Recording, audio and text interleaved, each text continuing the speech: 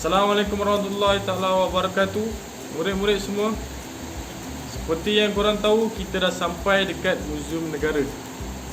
Jadi cikgu akan bagi peluang kepada korang untuk terokai Muzium Negara ini. Korang boleh tengok apa benda yang korang nak tengok, dan korang pastikan korang balik dengan satu ilmu pengetahuan yang baru. Faham semua? Okey, korang boleh pergi sekarang.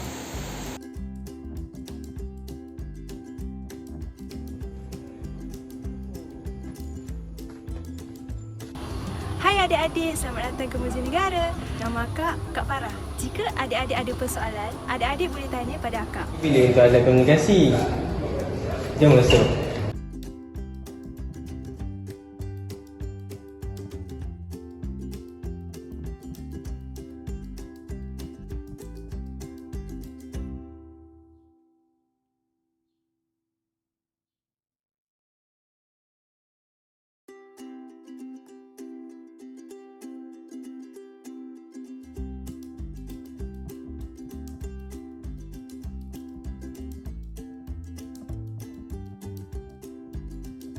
Kak Farah, macam mana orang dahulu berkomunikasi? Menarik soalan adik. Okey, begini, manusia pada zaman dahulu mengambil masa yang lama untuk menyampaikan satu maklumat. Hal ini kerana alatan berkomunikasi yang digunakan adalah batu dan kayu, burung merpati, asap dan loceng. Kalau adik nak tahu, manusia pada zaman dahulu menggunakan batu dan kayu sebagai tapak bertulis. Mereka akan meruncingkan kayu dan mengukir di atas permukaan batu. Cuba adik lihat di sebelah kanan akak ini, merupakan contoh alat komunikasi yang menggunakan batu dan kayu. Batu ini dinamakan sebagai batu Rosetta. Batu ini merupakan hieroglif Mesir kuno yang ditulis pada 7 hingga 5 sebelum Masihi. Lain daripada batu dan kayu, orang zaman dahulu menggunakan burung merpati sebagai alat komunikasi mereka. Burung merpati tersebut sudah dilatih untuk dapat mengirimkan pesan dalam jarak yang jauh dan mampu kembali ke tempat asalnya. Sekitar tahun 70-an terdapat juga tokoh-tokoh perang yang menggunakan burung merpati sebagai alat komunikasi. Gambar yang berada di hadapan adik merupakan contoh burung merpati yang digunakan oleh Julius Caesar. Di sebelah kiri adik pula merupakan cara suku bangsa India Amerika berkomunikasi dengan sukunya ataupun kepada suku lain menggunakan asap.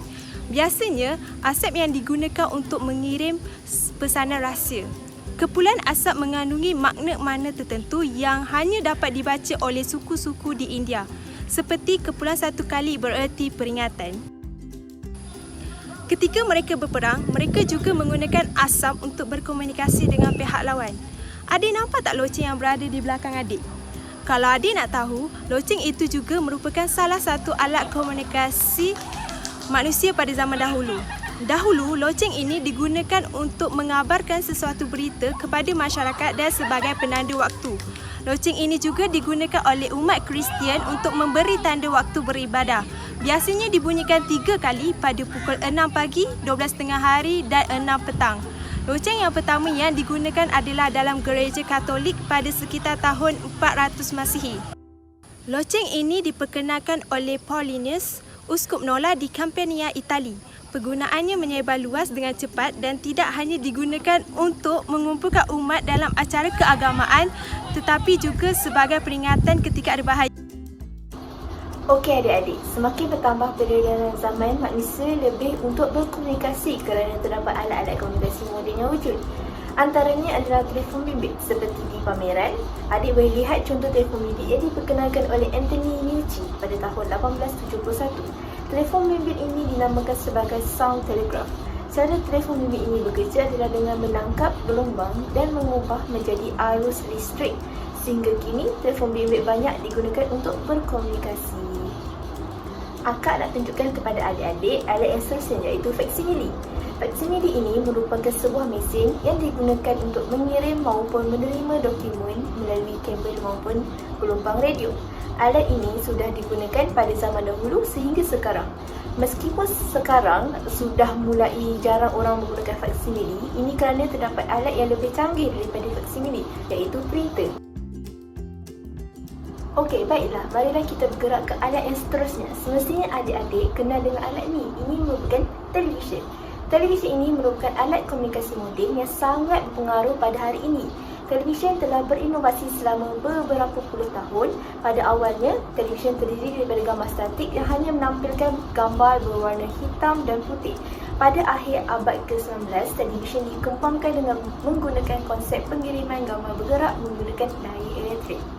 Semakin berkembangnya sekarang, alatan berkomunikasi saat ini sangat maju sejak masuk pada era milenium, seperti telefon pintar yang mampu berhubung dengan cepat walaupun berlainan negara, televisyen yang mempunyai siaran yang lebih luas serta penyampaian info dengan lebih terperinci.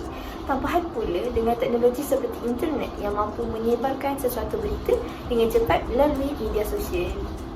Setakat ini sahajalah yang akak dapat kongsikan kepada adik-adik berkenaan dengan alat-alat komunikasi yang digunakan pada manusia pada zaman dahulu dan sekarang. Jika adik-adik ada sebarang pertanyaan berkenaan alat komunikasi ini semua, adik-adik boleh bertanya pada akak. Oh, faham. Okeylah Kak. Terima kasih banyak-banyak Kak. Kita orang balik dulu Kak. Okey murid-murid, kita punya lawatan telah tamat. Mari kita siap-siap untuk balik. Okey Faiz, apa yang awak dapat dalam kita punya lawatan ni? Cuba beritahu cikgu. Saya dapat tahu tentang komunikasi cikgu. Okey. Jadi semoga apa yang kita belajar ni dapat kita amalkan. Baik, jom pergi. Baiklah cikgu.